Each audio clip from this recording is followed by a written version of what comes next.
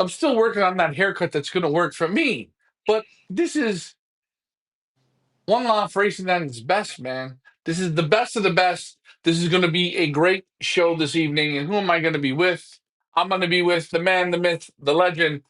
Some would say the man who started it, continued it, kicked ass, keep winning, and they all followed and they all tried to copy. And who is he? Who am I talking about? Ain't any tea. So sit back, relax, like, share, and subscribe. And DJ, do me a favor, spin that shit.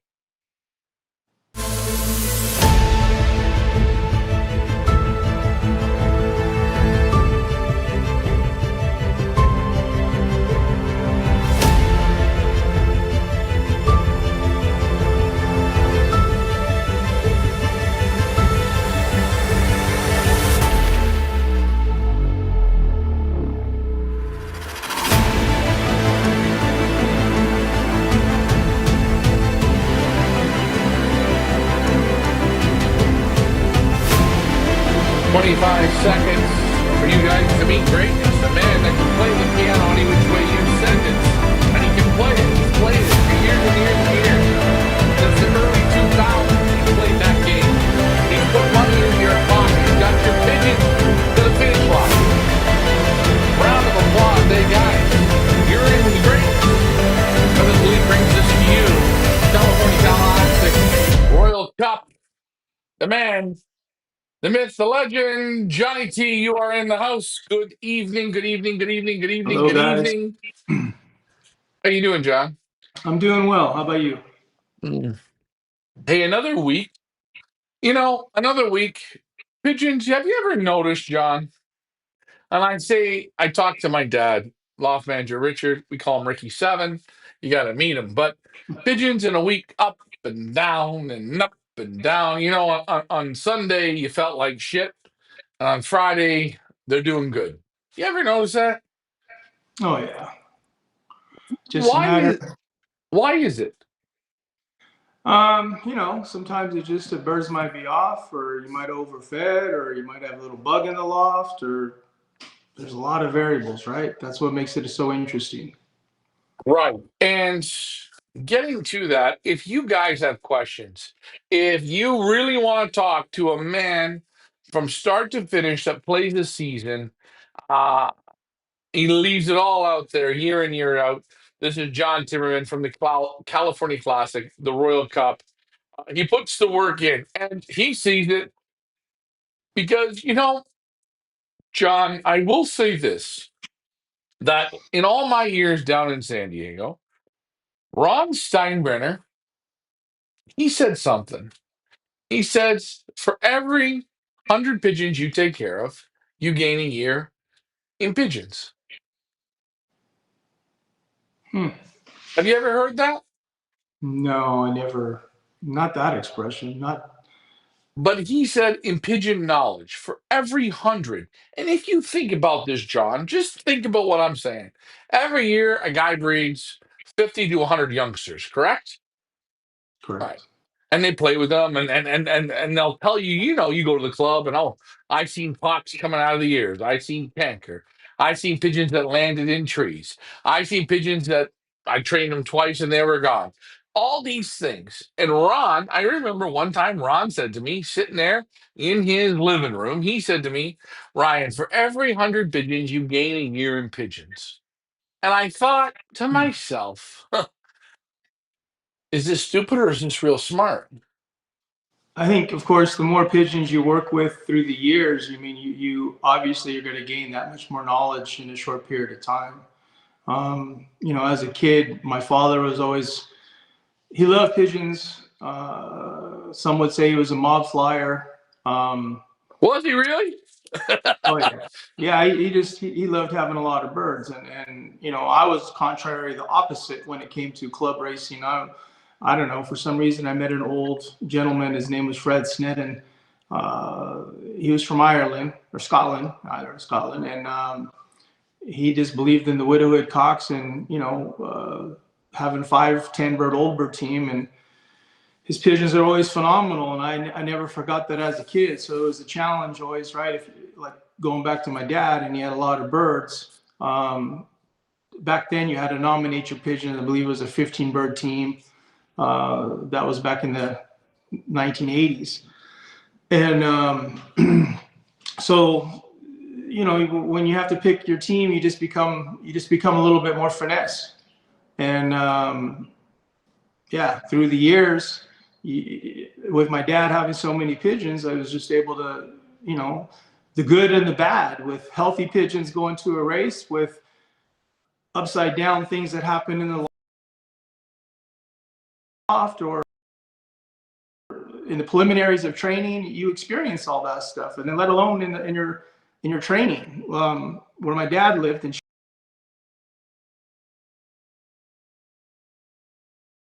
Baldy or San Bernardino Mountains, and it actually extends all the way to uh, what is it, La Cañada, they call it, just west of Pasadena. Back in the early 70s, they had about 450 to 500 lofts, and that was the heyday back then for that. We're talking maybe a 40-mile stretch of lofts, and it was probably maybe 25 deep Wow. back, and but anyways, that mountain range caused a lot of issues. I Okay. mean, because Mount Baldy was a 10,000 elevation peak, and of course there was those that said, "Oh, it cannot be done. Birds won't come over the top. Birds won't come over the top." He flew to come, but again, it was on given days, and a lot of guys back then having a lot of pigeons, flying through those mountains. If they tried it, sometimes they just get a whack and lose most of. Bringing you back to your question, having a lot of birds through my whole childhood till I was a late teenager. I experienced that. I mean, here you are taking care of all these birds, and you could go. You got like a 25-mile run to the mountain, and then you try to go around it. You try to go to the side of it, but in the end, it was an obstacle. And having an amount of pigeons and experience those losses. But I gather everything you're saying, but when I go back to that simple saying of Ron Steinbrenner, every 100 birds you learn something. And I know that you've done this time and time again, and I'm sure you've had pigeons come in and you've scratched your head. I'm sure you've had pigeons come in and you've scratched your head, and you've seen things and you say, "I've never seen that before." And and I'm almost sure that you mentioned to people, probably, "Have you ever seen that?" And they'll say, don't know what you're talking about." And I almost think through the training, through the loft line, through the birds coming in, the sickness, everything, you've almost seen everything. If you think about it, from 2003 till now, the thousands or the hundreds and hundreds and hundreds and hundreds of pigeons that you've almost literally seen it all. Nothing shocks you. Well, From nothing shocks pox, me. I from mean, perfect pox example. to We did a canker. video. Yeah, go ahead. An example is a few weeks ago. The weather was gorgeous, and I said, "As young pigeons, anything can happen." Sure as shit. There's here in Southern California, guys. They encountered some, yeah, I wouldn't say a virus, but it was kind of birds throughout different parts of Southern California experiences losses. Was it Rhoda? Was it PM? It wasn't PMV. Was it a Dino combination? But guys were losing birds, and I'm talking older birds, late Mm. hatches, and it affected their race season. And sometimes, from my experiences, I know that you go up and down with the weather, with the temperatures, you're going to experience some issues. My question is, because where you are, you guys don't fly young birds. You just go into, basically, you take, like, seems like it's like late hatches and race them. Do you ever think it's the stress that overloads on them? Then all of a sudden, with anything, with humans, with anything, stress is a big. "Oh, I'm stressed out, I'm tired out, I'm worn out," and then the bug hops on. Do you think that's what's happening? Well, I mean, just as we mentioned before, birds coming in, I mean, it does have a little bit of an impact for 24, 48 hours. And some pigeons just, yeah, you know, they don't get better, they get worse.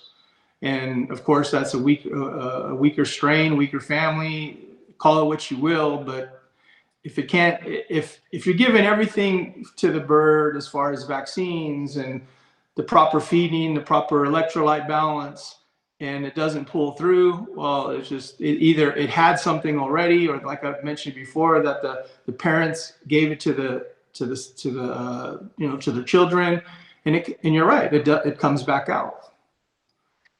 Yeah. So I try and say to people, you never know what strikes what stresses. I mean, you just don't know.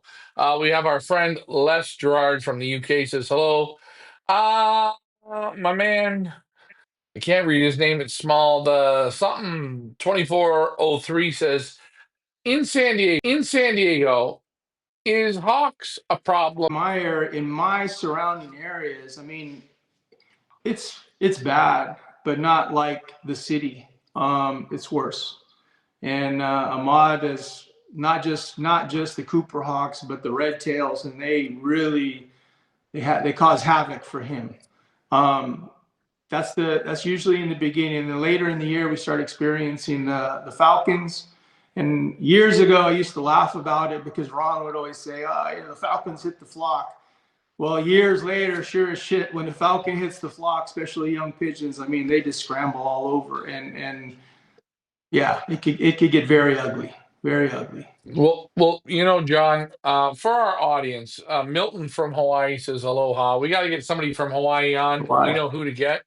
Mike, before we get into some more pigeon pigeon pornography, my dad said, "Hey, tell John that I was in Quiberon, Belgium, for the first race of the season, and Nice. uh, and say, hey, John, he has a little treat for you. He's giving you because you are a pigeon man, eh? You ready? Yeah. Here we go, Johnny. This one's for you. Take All a look. right. There is 25,000 pigeons released. You just take a look, and John, look at the sky, okay, and then just watch it be just literally like a vacuum. Look, God, isn't that Yeah. something? Oh yeah. Beautiful. Yeah, and they're in Belgium. They'll wait till the temperature's over 10 degrees, okay, and but you just see 20,000 pigeons plus, like just gone. Something to see, isn't it? Oh Have you yeah. ever have you ever witnessed it? Um. Well, I mean, I've witnessed 10,000 bird releases, but never 25. I've seen it in Mexico. Those guys are doing like they believe 50,000, 60,000 bird releases, and it's truly amazing to watch. Yeah, it really is. It's beautiful to see them when they're doing what they do. I also, for you guys watching, and I'm going to post this up. We are going to through our time here tonight, through your questions, we're going to ask the questions that you guys ask, or me and John are going to talk. This is the California Classic. This is the loft of the California Classic. So you guys know what you're looking at, but we have a absolute, and I mean this, a great video. Everyone loves to go swimming. And John, I love swimming, and I know you're a surfer. But we've got here uh, your pigeons, they're doing their thing. And your pigeons are out here in the aviary, settling. First groups, what would you say? What is this group that we're looking at? Is this the This is very first group? these are the first. I believe it was the first week and a half, 2 weeks of pigeons. Yeah, And you these birds right now are ready to go out. We've had some. I mean, we went from that sunny 90-degree days to now we're in the mid 60s and it's blowing. So they didn't go out. and I might have to wait till the weekend to start kicking them out. But I was planning on doing it Monday, but it was the weather just been too iffy the last few days. And we've got this video here, guys, and you're gonna watch it. This is about a 30-minute clip, and John is giving these birds a bath. And just watch as we talk here, John and myself, just watch the excitement. And John, I will say, in about the 5 to 10 minute mark of these pigeons, you start to really see the health. You see the cooing, the dipping, the diving, the birds fluttering. And I'll tell you something, we don't need to talk about it. A real pigeon man will see it. And guys, in this video, watch what you see in the pigeons. Let's take a look. These pigeons are right on point, and this is a man that knows how to play the piano. And again, they've done their quarantine. They've been in their own little groups, and then they've been moved out to the loft. They've had the vaccination, they've had the time. John's looked at the droppings, and you really can see it. Hey, John, I videotaped this today. I videotaped it, and I got goosebumps saying, man, I'm watching a legend. Do it. Hey, you doing good, man. You nervous or no?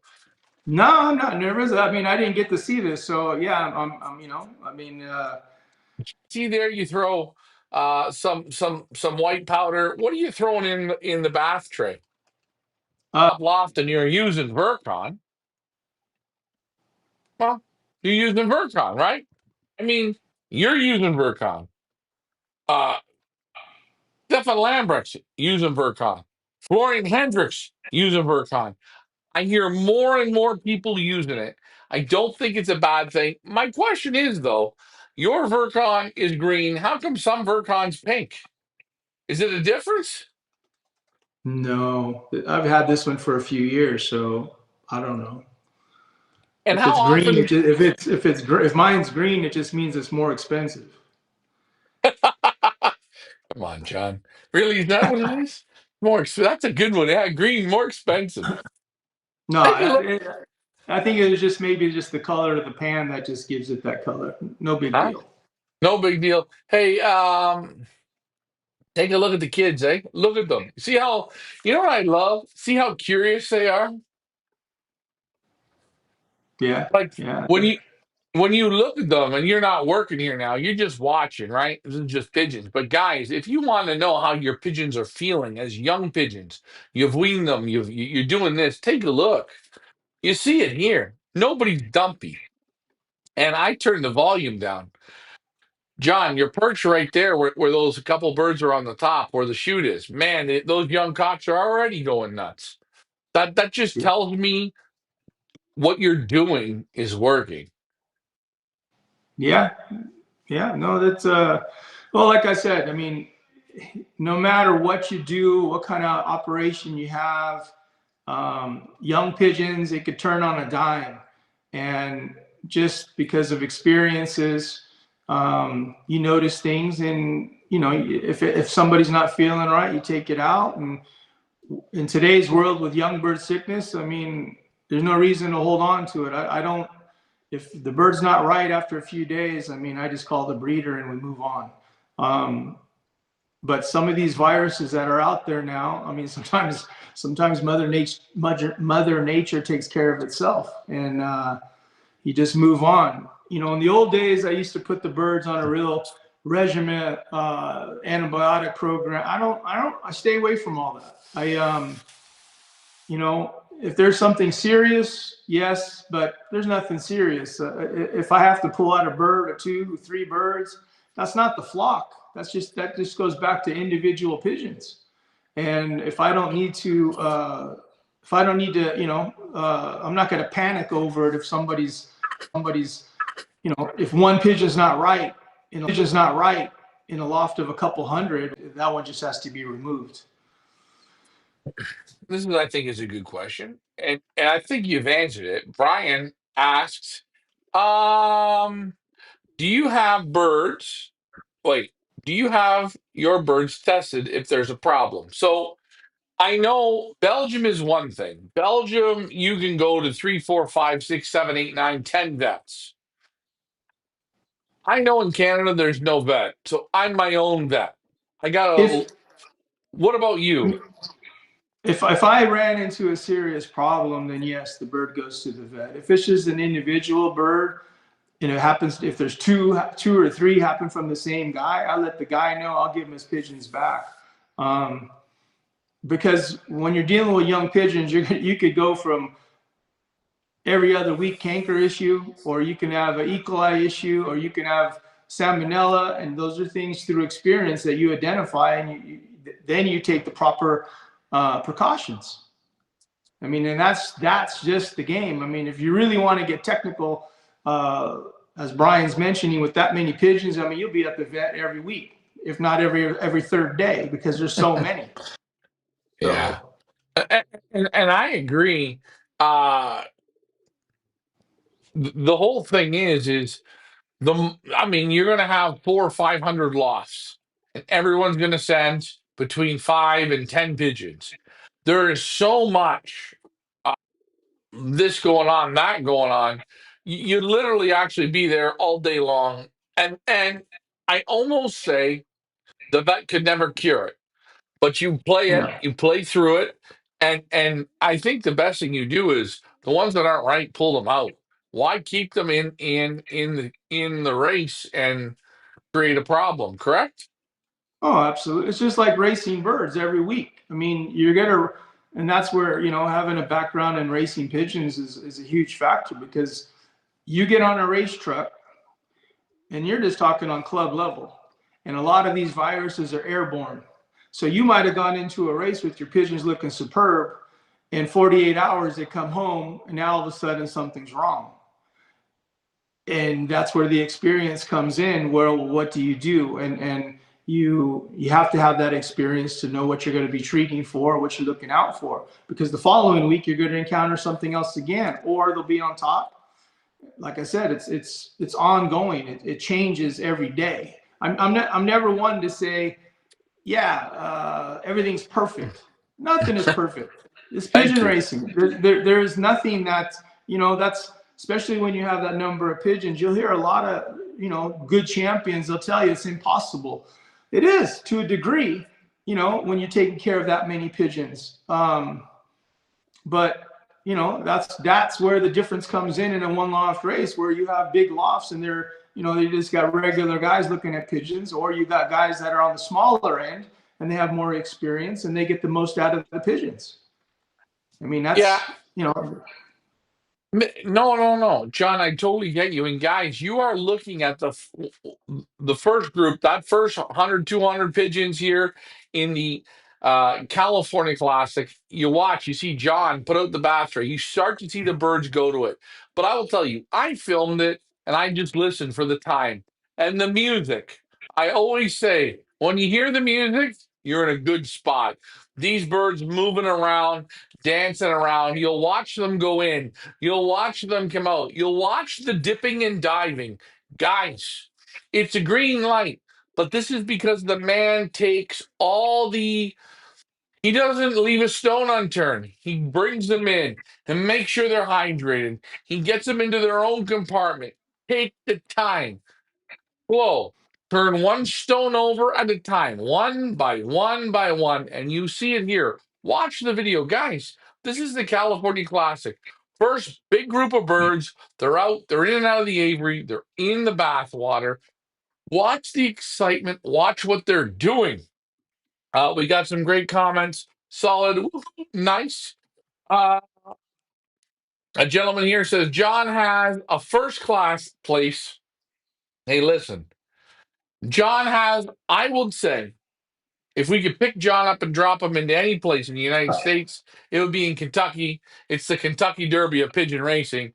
John puts on a first class show. And again, guys, you are seeing behind the scenes footage. You're watching what the birds do. You are seeing on the landing board. They're in the settling cages.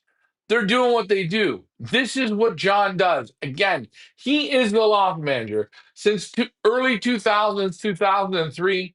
He is the man to play the piano, and you have him here. If you have questions for John and you want to ask him about the Royal Cup, if you want to ask him about the California Classic, now is the time. He is on here for you guys. John, can you see it?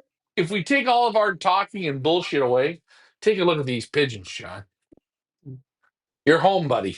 You're home. The small details always work for me. And you see it here, and you see it. Nobody's dumpy, nobody's acting dumb. You watch the move from the back of the aviary up to the front. Look at the twizzling. Stop me, John. Details always work for me. And you see it here, and you see it. Nobody's dumpy, nobody's acting dumb. You watch the move from the back of the aviary up to the front. Look at the twizzling. Stop me, John. I might send a team of birds right now. I might send a team of birds right now. As one of the top OLRs to send Williams. All right. And all right. And and let me ask John, Cup and the San Diego Classic, how many birds are in each?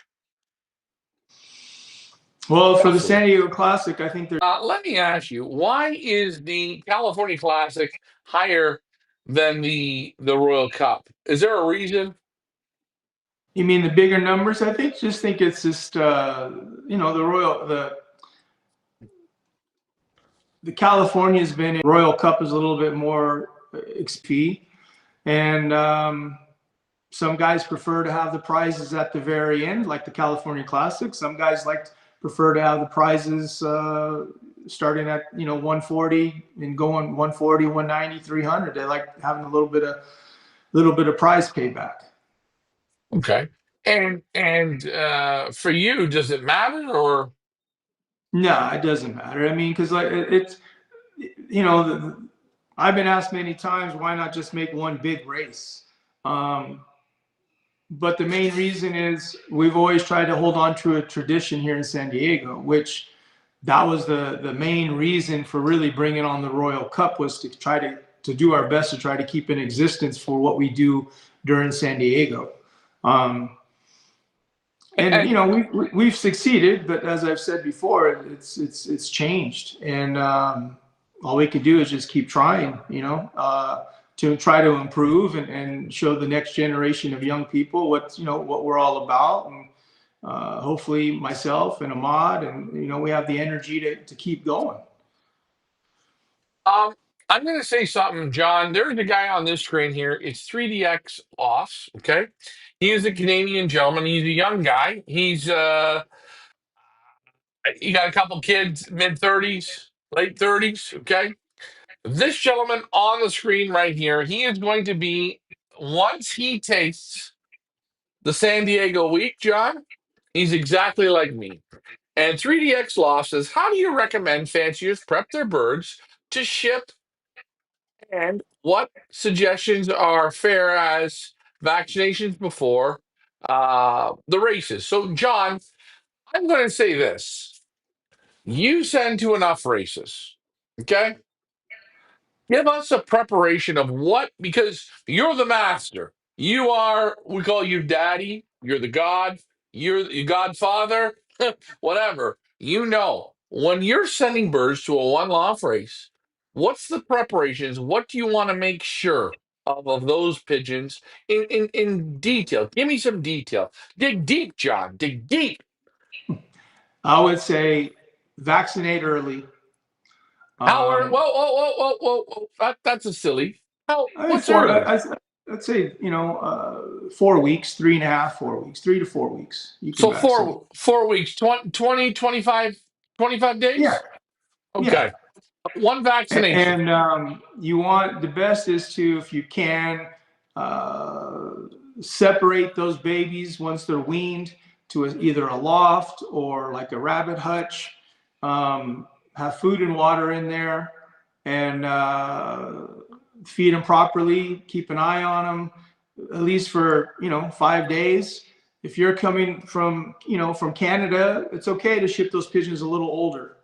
And and when you do, I'm not sure which guy you would use, but I know like Walt would have to travel for a day just to get him to his destination, and then you know, hydrate them somehow. If it's, if you're going to be put them in a crate, or if you have to put them in boxes, hydrate those babies first. And that's why I would say a little older is okay. Now, I want to just throw this, John, at you. I like to wean pigeons young, very early. I agree with you in the vaccination. I agree. Give them vaccinated. I like to wean young pigeons. I like to wean them in a basket. Regular, I take half a dozen youngsters and I wean them in a basket. I teach them how to eat and drink in a basket. With the little galley pots, eat and drink. And then I switch them to what I call a combine basket, where they got to put their heads through the drinker. And they got to learn how to eat and drink through the drinker. And I put them through a little bit of what I call, John, going to school, right? And Mm-hmm. I found this is what my feeling is. The pigeons start to learn what the deal is. And then, you want to move them to the loft into another section. Okay.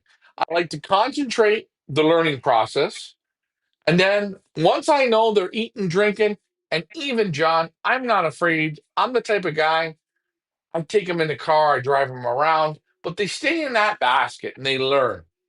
Especially, I find if you're traveling with pigeons. If the pigeons got to travel from Canada to San Diego, they need to understand the basket, the understanding, uh, and they need to know how to eat. They need to know how to drink.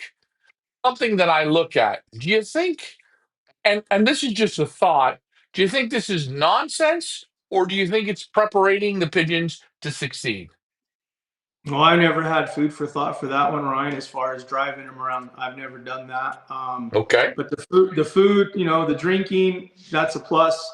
By you handling them every other day, giving them a Spatrix canker pill or Ideal pill, and you do this process and you see how the babies start developing.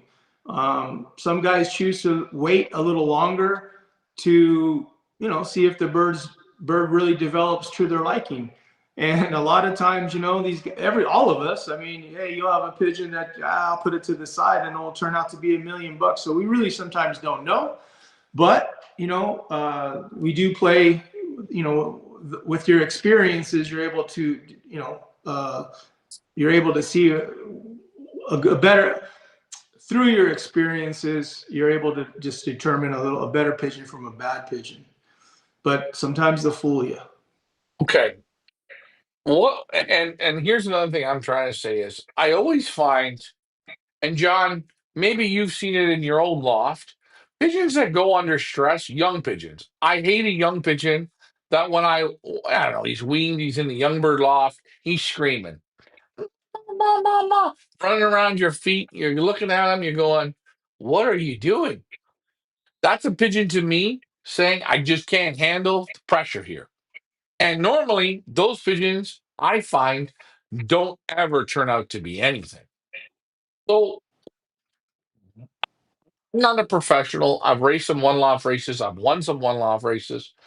But I think at the beginning, push those young pigeons and see where they break. See where some young pigeons handle it with no problem. Oh, I weaned them early. They're eating out of a basket. They drive down the road. I put the drinker out, they drink. I do this, I do that. They're not phased. They're not nervous. And I have a feeling those pigeons handle the whole game a little bit different. Now, we got some more comments here. Austin says, what feed mix do young birds through the molt and what for flying? John, your pigeons that are there, is there a different mix between the start towards the end? Is there a different feed? What are you Oh yeah, thinking? no, I mean, I have three different mixes that I use, and these guys right now are basically on a real basic mix. I even still at this age, I add still a little bit of pellets to the mix just for the protein and easy for them to digest. But I don't get into the fats and all that once until the molting process starts. Okay. That's when I'll start really bringing in the cereal grains and more of the high fat type of seeds. Okay.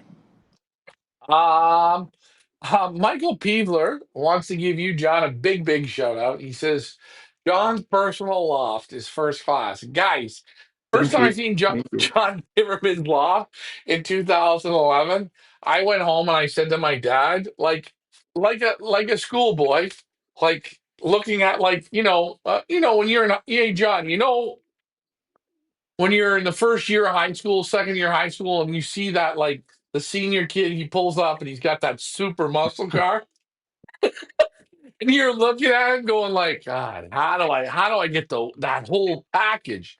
I said the same thing as Michael Peebler said. Guys, this is a passion, this is a love. He puts first class work into it. John, you're winning one loft races. You're competing at a very high level, but you did design your loft to make it easy for yourself, correct? Yes, going back many years ago when I used to be in the trades, um, I used to, I didn't have a lot of time. This is before the one loft racings, and so I designed everything to where the watering system, the cleaning for the birds, it was a lot faster. I mean, And again, guys, John lost where he is. We are going to wait for John. There he's back. Hold on. well, I'm gonna plug this in real quick. This thing's Yeah, yeah. No, no problem, guys. We are with John Timmerman here at the California Classic. Uh, we are talking about how he designed his breeding loft. If you guys want a fantastic, fantastic breeding loft and ideas, this man has it here. You've seen it the same thing as Geno Click. I'm going to just do this here momentarily. I'm going to bring this over to me. Reminder, guys, if you want to participate in the California Classic, the Royal Cup, the San Diego Triple Crown, you have time. If you are in Canada, guys, you've got Kissam. He does the importing. You've got Oscar DeVries, does Big Andy, probably does the importing. You have myself. Give me a call. If I can help you, I will do it. And guys, if you are close to a border, call me up. I'll show you how to do it so you can do it on your own if you have to. But I will say this, you go to San Diego for those 3 races. By the way, when you're done, you owe me a drink for each race you gone to, and you'll say thank you. It's that good. Now, John, yes, sir. I'm gonna bring you back on. We didn't have a glitch yet, my friend. We are still glitch free, which makes me feel good. Okay. Getting back to your breeding lock because we got more questions. When when you design that, I I came down there in 2011. And I'm third generation Pigeon man. I never seen what I seen at your place. How did you come up with that? Well, I was a pipe fitter, and being a pipe fitter, you want everything straight. And having the experiences of working on different jobs, pharmaceutical companies, I just gathered a lot of different ideas. And then of course I did see beautiful lofts throughout the San Fernando Valley. There was a couple of nice lofts. Um, I've through my experiences as a traveling with my dad to different lofts in Europe. And that just gave me the ideas to do different things. And I actually, I was very fortunate. I had a terrific carpenter, Norm Budinger, who passed away a few years ago. He was a German that he worked for, wasn't Sony. I think it was one of the big TV production companies. And he was just phenomenal. And I just tell him, this is what I want to do. And we went to town and here we are. Well, I have said to people, okay, I have bred, I bred like normal. You have 10 boxes in a room. You have 8 pairs. You breed them. Okay, it works really good. It's good. It's pretty good. Some years it's great. Some years it's good. Some years you're pulling your hair out. will say when I went to the individual breeding sections, not boxes, sections, like you have, sections, proper sections. My breeding went up. It was almost like 100% perfect. I was at 95%. Do you feel the same thing? Oh yeah, but of course, all that is a plus. But Right. as a pigeon guy, I mean, there's nothing better. I mean, here I do all this work with pigeons, but when I'm able to relax a little bit and my pigeons are being weaned and I'm giving them a vaccinate my own pigeons, it just that's what we do. And that takes the stress out of life and you're able to I've always had that ever since I was a young kid, that I always look forward to that. And through experiences, this is a good one, this is a bad one, this is what I'm keeping, this one's gone. That was the game. That Oh, that's that's the love of the sport. all right. Brian, he says John Timmerman is the best one-off race in the U.S., always improving every year. And guys, I am going to Thank say you. something. When I go someplace, and I've noticed this, I was there 2011, 2012, 2013, 2014. I was there. Every year it was a little bit better. And then I didn't go. I didn't go till uh, a month and a half ago. John has improved every year. Watching the results, they've improved. Watching the race, it improves. Watching the details around the grounds have improved. And guys, that is a race that's not taking the money, putting it in their pocket and forgetting about you. They're making it the best race. Now, my friend 3DX Loft, and you know what we're going to do next week? We are going to give away, I'm going to give away, John. I'm going to give a couple free entries into your race because you know what? I like this race. This is a great race. This is one of the best races in the world. And I have said it time in and time out. If you want a man that can do it with multiple thousand pigeons, get that result and play that game through the toughest course in the United States, Johnny T, he is the man. 3DX Loft says, when, John, he's asking you, when you're selecting young birds for an OLR, what physical characteristics do you look for in your OLR candidates? Now, John, that's a damn good one because how many? Hey, let me ask you, John, how many, since you've started playing till now, how many one loft races have you thought you've participated in?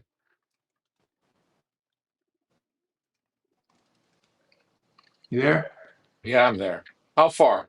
How many races? How many races do you think you've participated in, John? Oh, dude, I couldn't even tell you. I mean, as far as one-off races, I mean, I'm in about 15, 10, 15 a year. So multiply that times 23 years. That's for sure the last 23 years. And I mean, I've been doing it since 95 as far as they really weren't too many OLRs back then. It was more multiple off races back then. So we can clearly say around 250, 300. And the question I have is, and 3DX Loft says, what are you, John, when you're selecting out of your young birds, out of those individual pens, what are you looking for in those young pigeons? Are you looking for cocks? Are you looking for hens? Big ones, big heads, small heads, deep, open keels. What are you looking for, John? I want a lot of vitality in the pigeon. I like a bird that doesn't like to be held. I like a pigeon that it shows you, it has character already at a young age. And never really want too big and you never really want too small. Medium, you're playing it safe. Little less than medium's fine.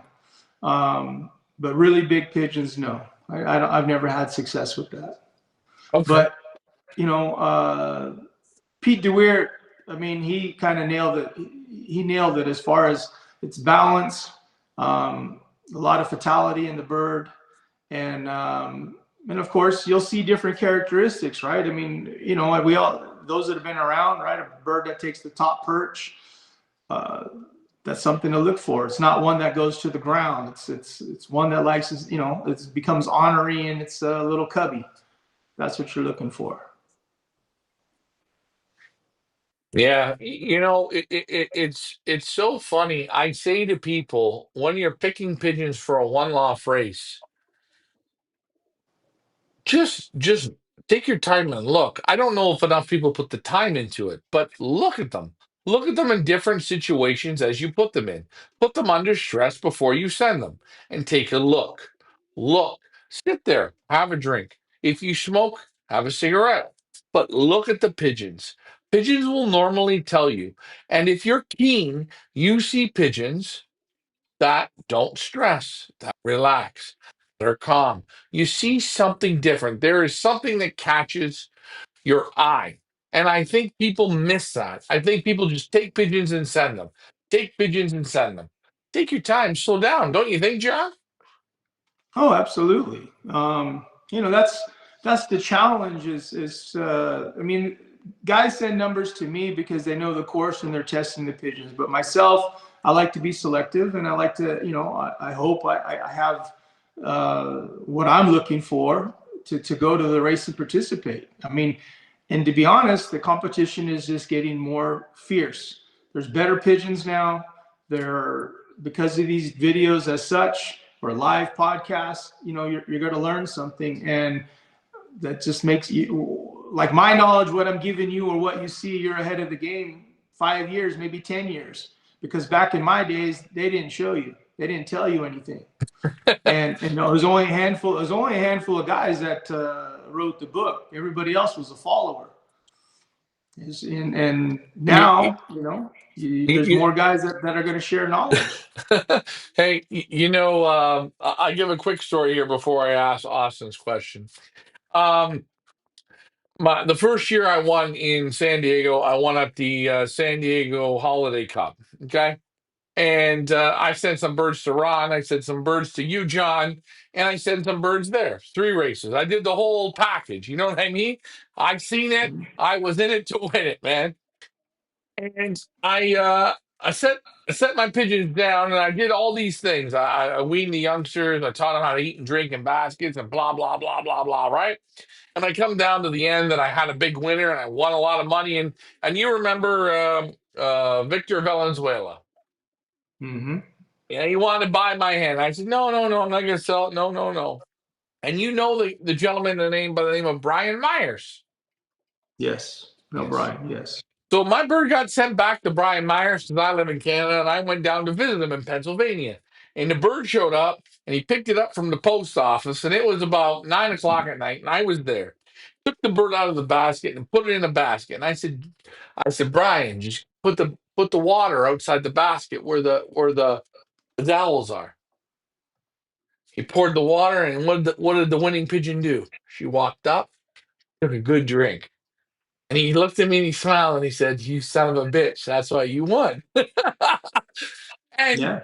and I always say it's like you have a computer and you put drives into your computer. You know what I mean? Or you teach your kid how to read, then you teach your kid how to write, teach your kid how to throw a baseball. And if you can do it with these pigeons that you're sending out, you teach them to succeed. You never know when it's going to help them, right? Oh, absolutely.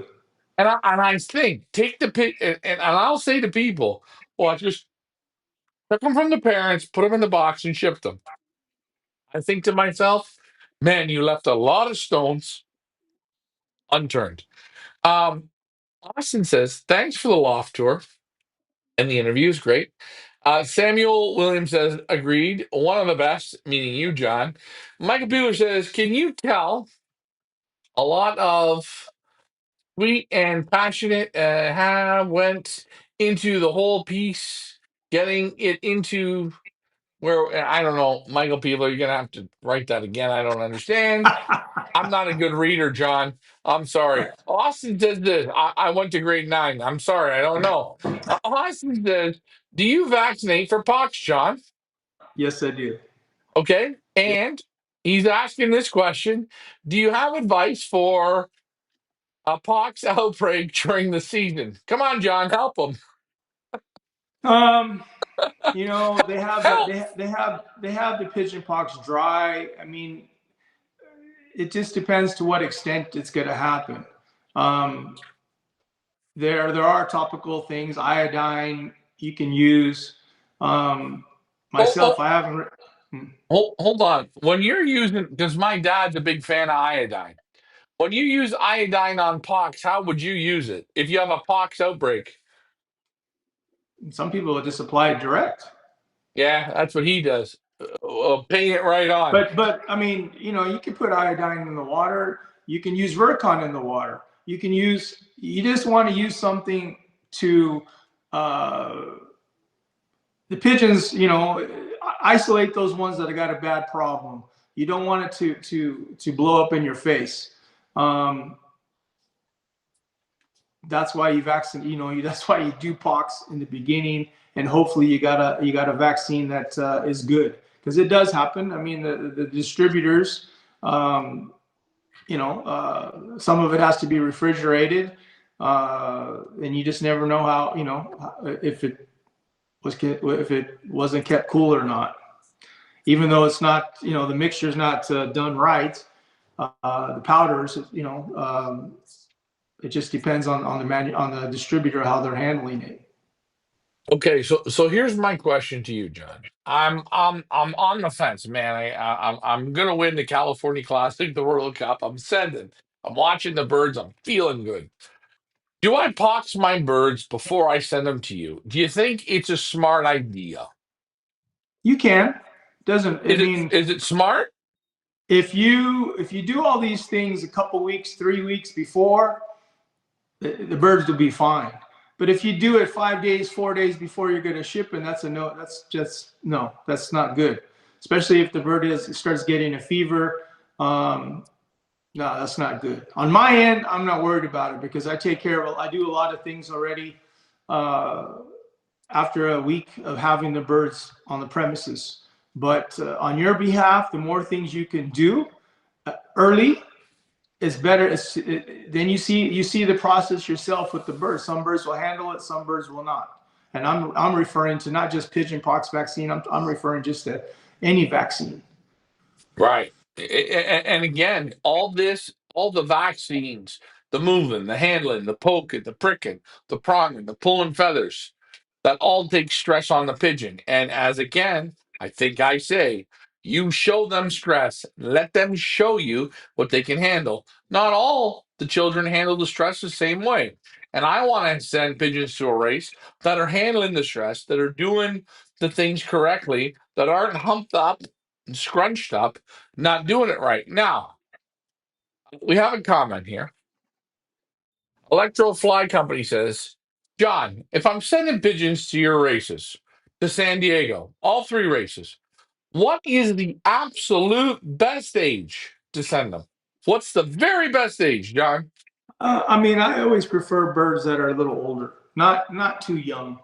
Um, when you send them too young, 4 weeks, that's nah, they have, there's a growing period as far as the eating and the drinking, and they're not ready. I mean, I'm not saying they're not ready, but when you start getting a lot of number of pigeons in, it's just better for the immunity of the bird if he's a little older.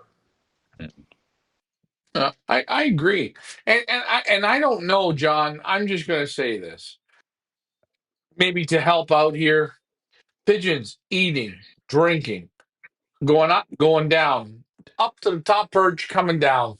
They got a little bit of resilience to them, a little bit of understanding, a little bit of, and I hate to say this, John, today we're having no feed, eh? No feed. Give them a day off to feed. Put the feed down. Let them eat. Eat a couple days, back the feed off, give the feed. Look at how the pigeons react. Take a look. Up, down, stress. People, I think they're too quick. From the nest, put them in a box, ship them. And I think There's a lot of mistakes going on because people don't take the time. And you know what? I don't want to hear excuses. I don't fly races. I no. Take a look at your pigeons that you're sending. If you just sit down and look. You'll see it. John, I'm watching this video here. I didn't see one dumpy pigeon. Everybody is participating. They move from the front to the back, left to the right. They're moving. But you know what you've done? You've taken them from their box that they were shipped in, individual pen where you've watched them, and now you put them into the group, and you see the pigeons are excelling. Guys, it's right there in front of you. 3DX Loss says, he's asking you, John, because you're the pro. Do you believe horses for the courses or that great pigeons can compete anywhere? I know my answer. You give me Well, yours, John. you know, it depends what you're looking at. I mean, you have these fast pigeons, and you get into a 7, 8 hour race. Not to say they can't do it, but you have pigeons that can handle heat. You have pigeons that can handle headwinds. There's pigeons that can handle tailwinds. And so you just have to. Good pigeons are still good pigeons. What I mean by that, they got to come home. But to the winter race, sometimes you just in that situation, you got to have a little bit of luck. On this particular course, if they're able to make it all the way to the end, they usually turn out to be great pigeons, good pigeons for people to breed. That's part of it. You might not have won the race, but you got some good pigeons. There are different fanciers that change it up. Give a like in this loft, they give a variety of pigeons, and they up their chance of being successful because there's one that will do well. And then of course you have other guys that send them to test the new matings and stuff. So We got more questions and more questions and more questions. John, the fire's burning now, eh, Johnny? Johnny T, California Classic, Royal Cup. He is the man. He is the myth. He's already put himself in the legendary stratosphere. I say that this man is the best one loft handler in the world. I'm going to throw it out there. Now, you can stone and feather me. You can call me an asshole. You can say, Ryan, what do you know? You want to know what I know? This man gets it done. Now, here we go. John, this is a question. I don't know how you're going to answer this one. We got you on the spot. How do you select breeders that consistently produce winners? hey, Tough one, that's John. Are you that's go? you're very, very lucky if you come across that. I mean, a lot of times you get an ace, you might just get a few off of that bird. That doesn't happen all the time. You're very, very fortunate if you come across one like that. Well, I want to say something, and I believe this. There's a bit of feeling to this. I I bred pigeons and I had good pigeons and I raced in combines, had some good results. And then I went down to San Diego and I played Holiday Cup, Royal Cup, California Classic, John's and Ron Steinbrenner's. I played them and I brought pigeons back. And the pigeons that I brought back were great pigeons. They bred combine winners. And those pigeons, the parents were doing the same thing. It was like, I found it almost like, I hate to say this, but if you get a pigeon that can finish between the Royal Cup, the California Classic, and the San Diego Holiday Cup Triple Crown. Bring those birds back. You will see because the course is tough enough. It's not so easy. There's ups and downs. There's highs and lows. There's deserts. There's mountains. There's tailwinds. There's headwinds. There's there's a lot of shit that goes through a race, and I don't think people realize that. I think Florida downhill a little bit easier. I mean, there's less. I'm not knocking them. I'm not knocking the other courses. And John, I'm not here to knock them. Every course has an advantage. But we have both said, I've talked to Dave Clouding, talked to Walter Dufall. What do they say? Pigeons that finish in San Diego, bring them back and breed them and watch what happens. It- and you've heard the same, correct? Yes, you hear. I've heard it more now because, upset. I mean, in the last 10 years, especially because people have more of a reading in putting them out there in other one loft races. And we see it, we've seen the guys that have come to the top that are a little bit more consistent, and they're breeding from those type of birds. And some of these individuals they're across the board. They kill it. And it just takes time. You got to pay your dues, or, I shouldn't say fortunately even, but for the breeders here, this race, you're always giving your birds back. They're not for sale. If you want to buy those winners, you need to talk to the breeder directly yourself, because on my end, it's about, the reward for us is for the breeders to be successful, and it's part of the sport. It's the fellowship that goes with it. That's what San Diego's always been about, and that's what I still try to stay with. I mean, that's the hobby. John, I'm not a big fan of one loft races. Not no, I'm not a big fan of one loft races because I don't trust a lot. I'm going to say something from my experiences in San Diego through the years. I have tried multiple times to buy pigeons that have won your race, Ahmad's race, Holiday Cup, San Diego Classic, Royal Cup. I have a feeling of the pigeon men. When I was down there and I visited you, and we got to do this, John. We got to get Ahmad on. Man, passionate, no bullshit, ground and pound pigeon man. I want to show this because, guys, the pigeons that finished this course are super. We have a comment here. Tony Chavez. Good evening, gentlemen. Anything you want to say? John, Tony Chavez says, good evening to you. Yes, sir. How are you? How are you? Tony, you're looking at the godfather here, a Pigeon Man with the white hair. Look at him go. Mike Green says, I pick and pick before I send my birds. I think that's very smart. He also said, I pocked my birds. Okay. And PMV before they go to the OLRs. Great. Jason Mihalik from Canada, from BC says, hey, everyone, I really like the interview and I like to ship. He'll come back on, don't worry. I like to ship some pigeons. Jason, go to this race. You got to beat Walter. Hey, John, doesn't someone from Canada have to beat Walter? Walter's, hey, He's a freak. He's a the freak. saying, is it the horseshoe, or is it just he has good pigeons, and he's got both.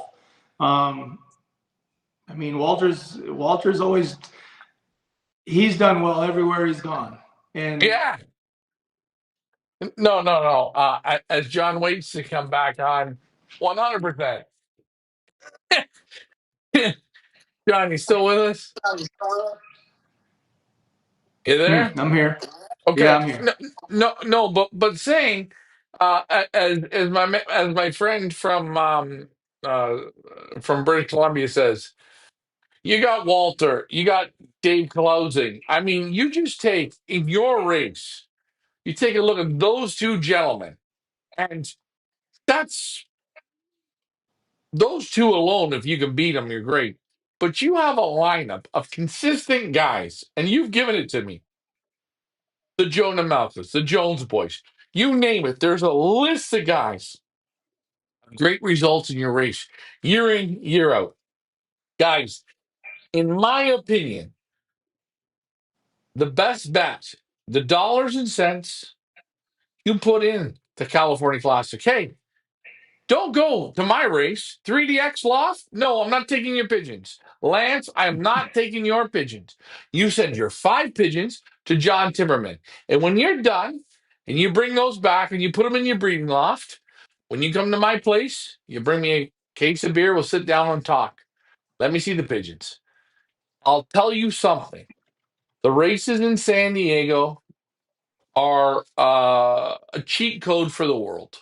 And I mean that, John. I believe in it.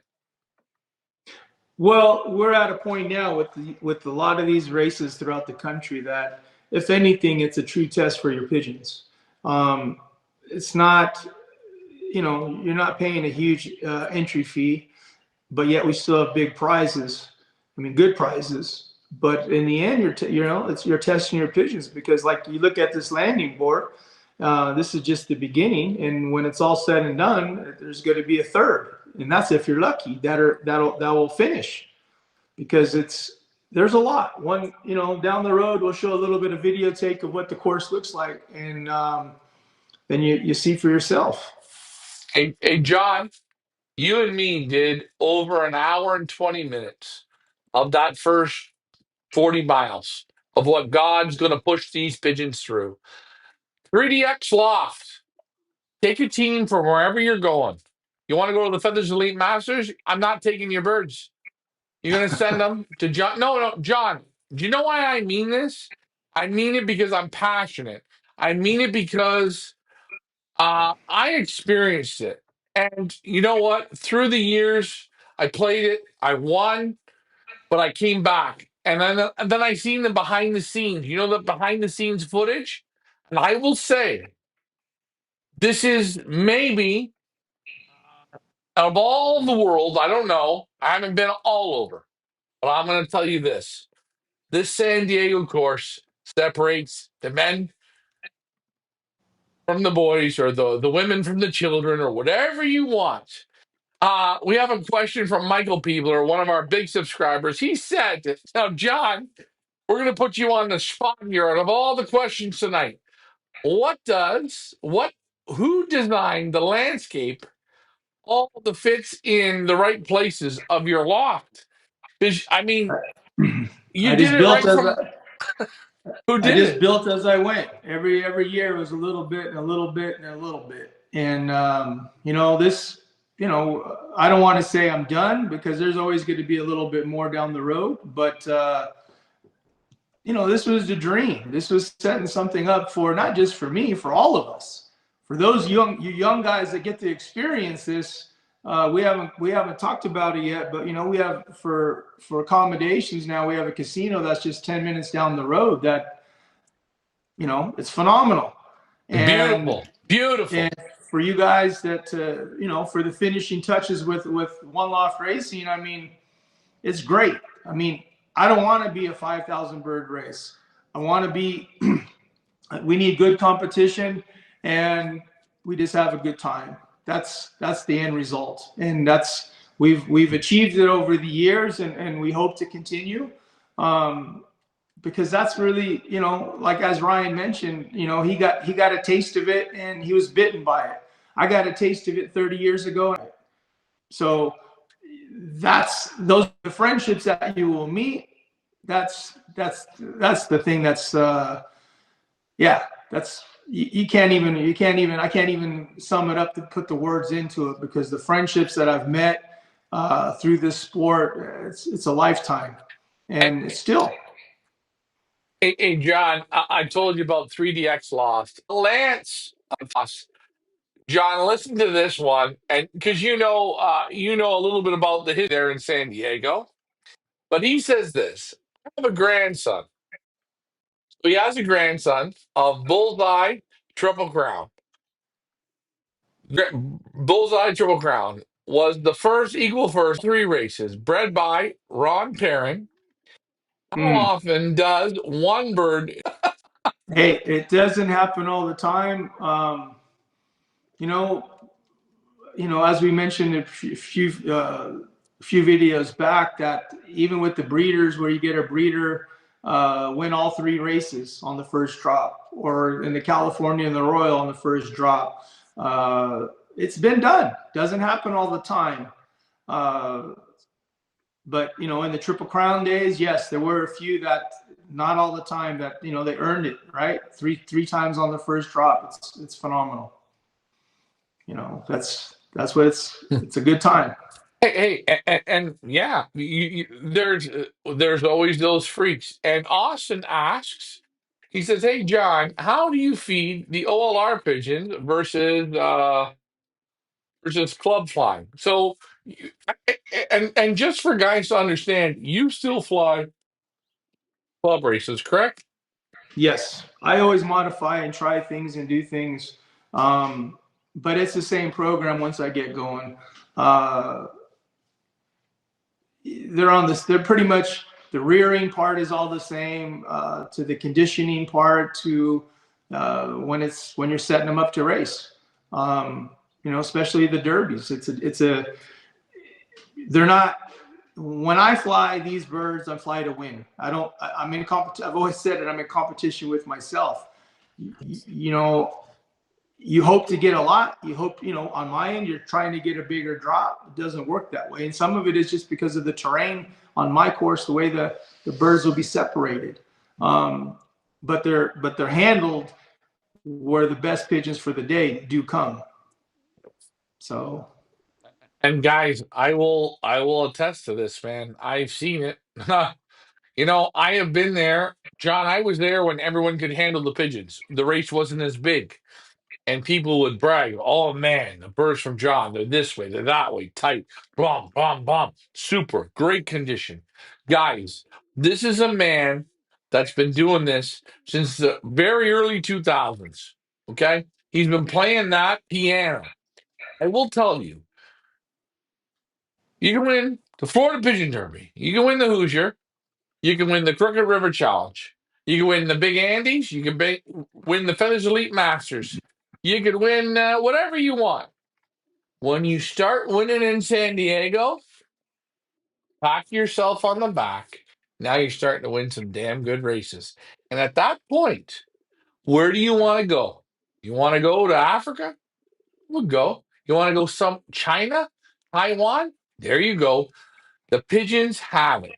This is just Dave. Who am I? I'm nobody. Try it out and you'll see.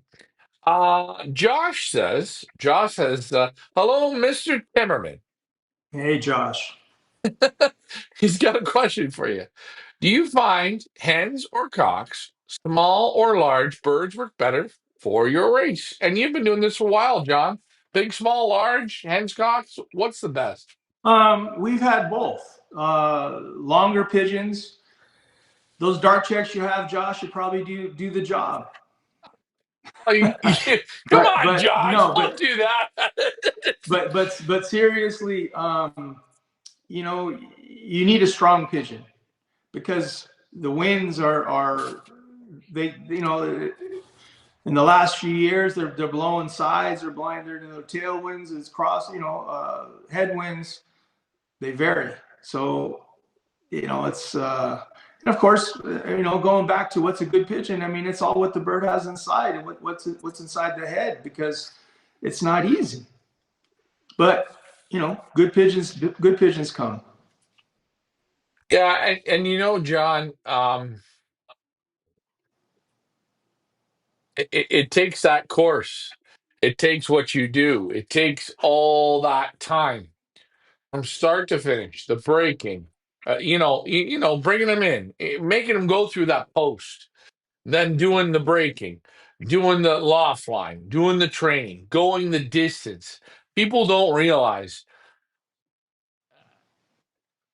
it takes time. But when you get the pigeons on the right course to do it, you got something great. David Tracy says Ron Perrin is in our combine and a nice guy. Do you know Ron? Myself, no, I've met Ron, but I don't know him all that well. He's been he was he played in the San Diego Classic quite often in with Ron. Okay. Hey, John, as we go through these week by week by week and we talk pigeons, so it's been now what, 3 weeks, 2.5, 3 weeks? Yeah. What's your 1 to 10, 10 being the greatest?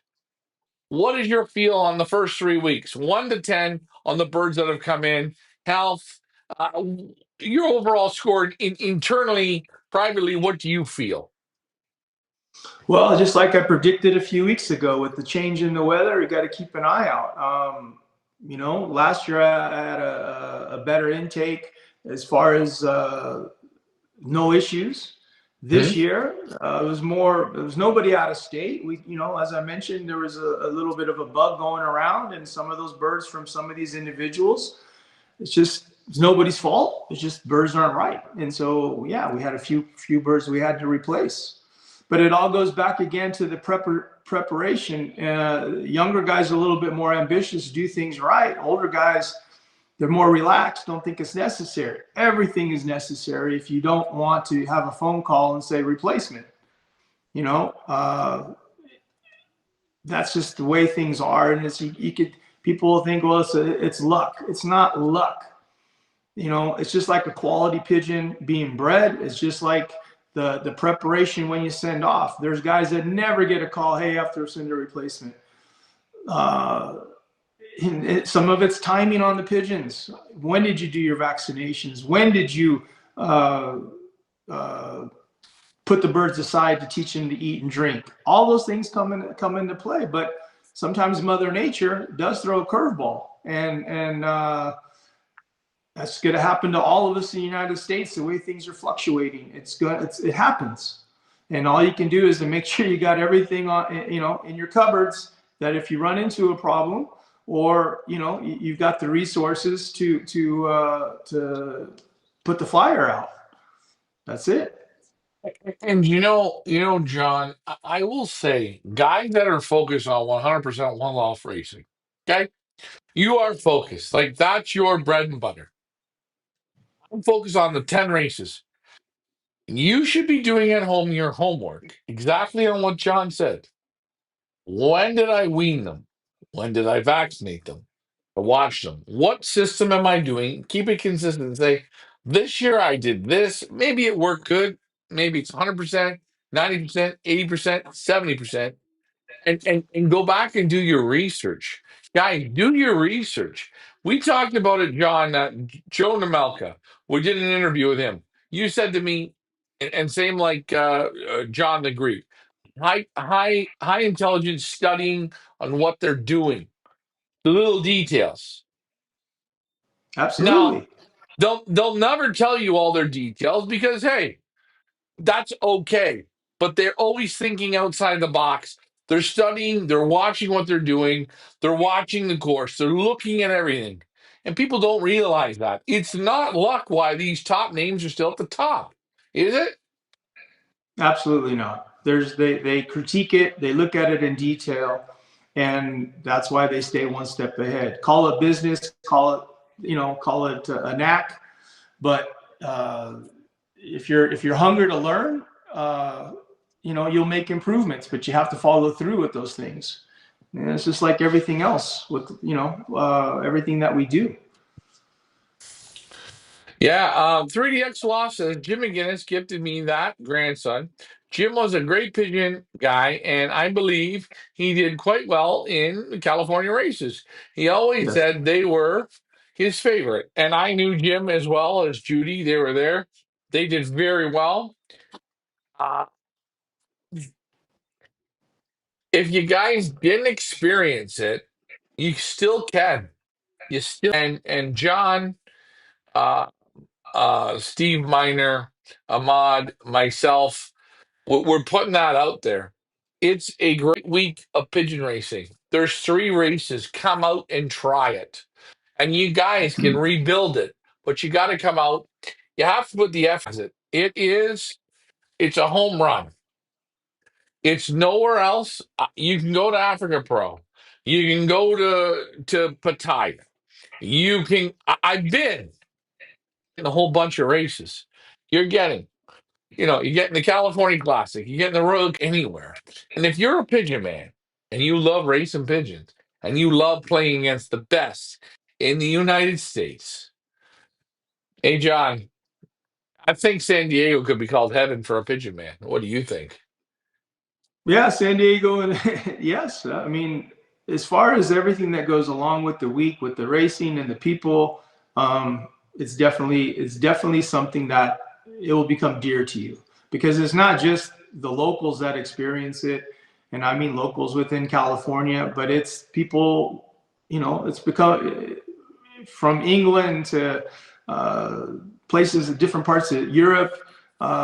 It's Yeah, it's touched their hearts. It's a memory that they don't forget. And Hey, that's in the end, that's what we're doing. That's what we're doing. That's even with the pigeon racing. I mean, it's not always, you know, we've been very fortunate to have some great races, but we've had some grinders. But that's pigeon racing. Hey, You know, hey, we John, I'm going to give you a little a feel good, okay? Hey, John, you remember when you were in 2009? mm, Okay, so a gentleman right here is a gentleman writes, great looking birds, best OLR to John. But Austin says, I have some pigeons out of, listen to this, John. John, history repeats itself, doesn't it, John? mm, Okay. I got some pigeons out of AU 2009 SBL. That's Sandstrom Brothers Loft, from what I mm. know. 755. First average speed, 2009. You speak on this pigeon, and can this blood still do the job at your race? 100% it's still doing it. Correct? Yeah. I mean, if you say horses for courses, but yeah, if the birds already went through it before, the chances are they could do it again. It just depends, how the babies turn out for you, and but I wouldn't be afraid to do it. I So, mean,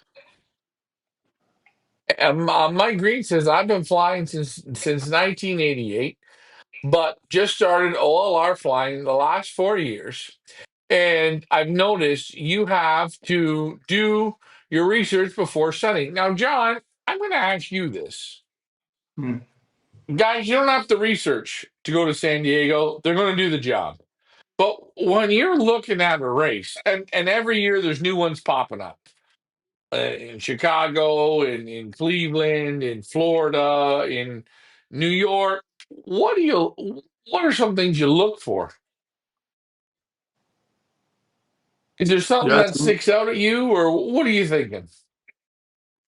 Well, I mean, you're looking at accommodations, you're looking for the week, the people, you're looking at the different entries involved, you're looking at the distance, you're looking at those are all factors. And hey, everybody's got a different idea of, I've experienced it. How come the birds don't come home? Hey, I don't know what to tell you. I mean, it's for us, it's a challenging course. It is what it is. And those that have been here long enough, they know it and have experienced it. And these few people that we mentioned, there's many more that we can share with you that have had success and what their birds have done. But just these few, they're world renowned, and their pigeons came here. They fly it. They'll tell you there's not a thing they would change. And we're talking, like I said, over 20 years.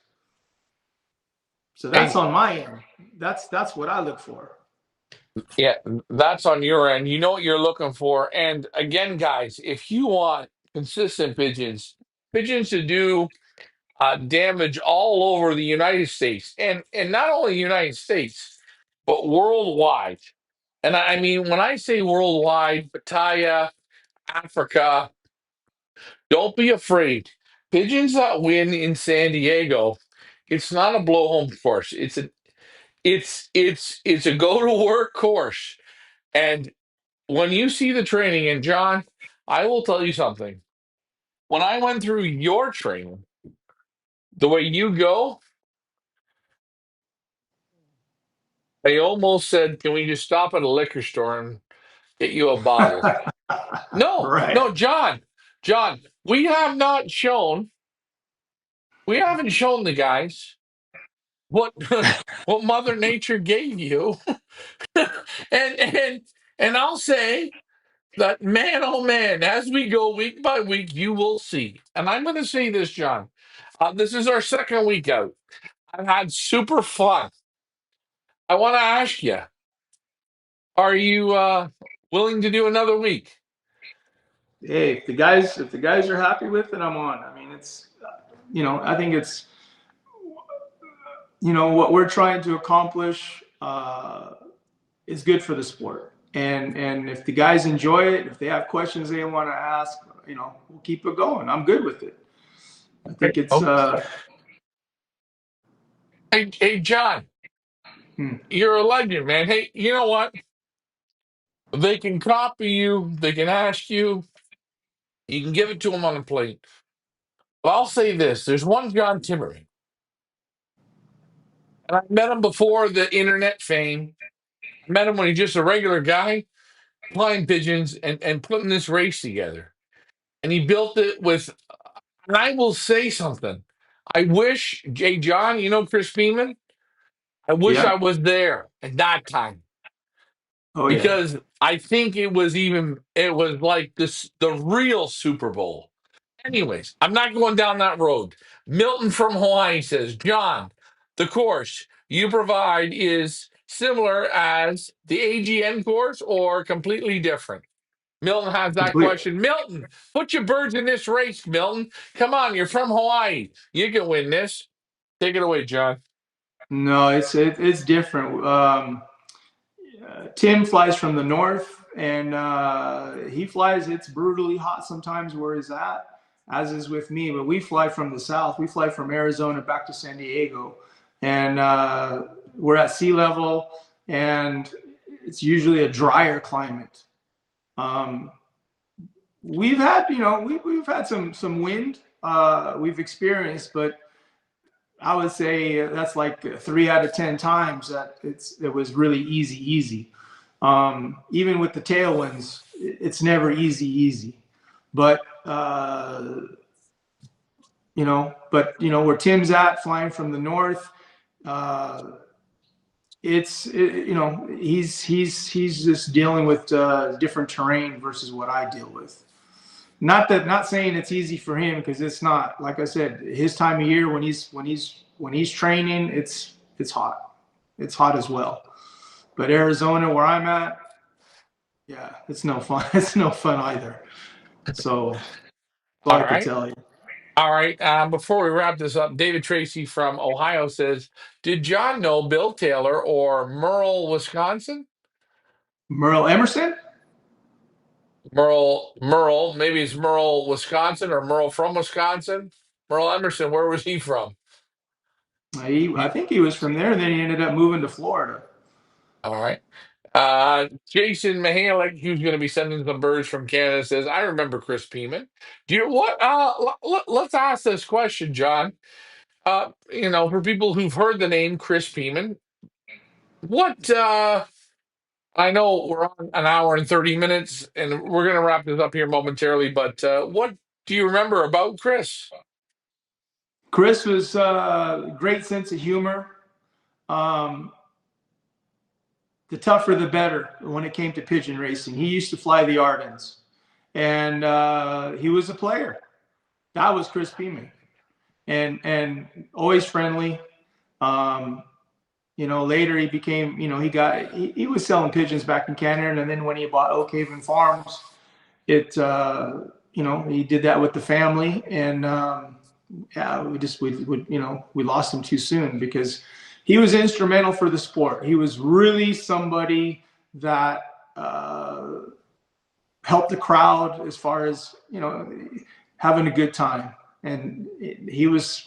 I think all the old guys they can attest to that. That Chris used to have the poker tables going. If there was a winner take all, he was the first one to put his hand up, and yeah, he was when we lost him here in San Diego. Yeah, definitely it hurt a lot of us. Yeah. John, they don't make him like that. There's not a lot like that. No, he was very passionate about the sport too. Came out of the Netherlands, went to Canada, and with his wife B, they created something. And it's ironic that some of these people they're in pigeons their whole life, and then it gets to a point where once you start losing all your friends, you're done. Campbell Strange did the same thing. His closest peers, when they passed, he was done. He wrapped it up, and yet the man created something, way back with, all the Oak Haven pigeons. It was truly phenomenal. And I don't know. I mean, I guess that's why I do some of this stuff to make new friends and see where the sport goes because, things are changing so fast all across the country. In some respects, like these bigger races, that's great. But there needs to be more fellowship to create these memories. And that's what I'm kind of on board with Ryan, and hopefully, we can bring that to hopefully, to the country, and to the West Coast, and we'll see where it goes until people say that freaking Timmerman, get rid of him. That could happen. Hey, That could John, happen. John, I'm gonna say you're too good from Jason Mihalik. Brian says, keep up the good work. You guys love these videos. John, I'm gonna welcome you back next week. We're gonna look this week. We're gonna do we're gonna look at the Royal Cup a little bit. I know it's Easter coming, okay, and Easter busy family time. Are you doing pickups this week for Easter in? Chino, yes. Are you? So Chino. give for people watching what your pickup is this week. Well, I mean, of course, I'll see my parents. But Saturday morning we'll be there, same place, same time, at the Black Bear on Mountain Avenue and 60 Freeway, and we'll be there 8 o'clock. We'll having breakfast at 7, 8 o'clock. 8 o'clock That we'll be picking up yeah, and normally for people that aren't sure, how long are you there for? an hour. I'm racing right now, so I need to be back in San Diego for shipping. Oh So, shit. and some of the guys that are a little further south, if I need to meet you, I will. That's not a problem. But no, it needs to be blow and go. I mean, that's those that know me. That's how I've always been. I don't. We're not going to drag on. We're just going to, take care of our business and go. Hey guys, this is our second One Loft Wednesdays. We're gonna have some more interesting things. You guys have seen the California Classic. That is the one and only John Timmerman.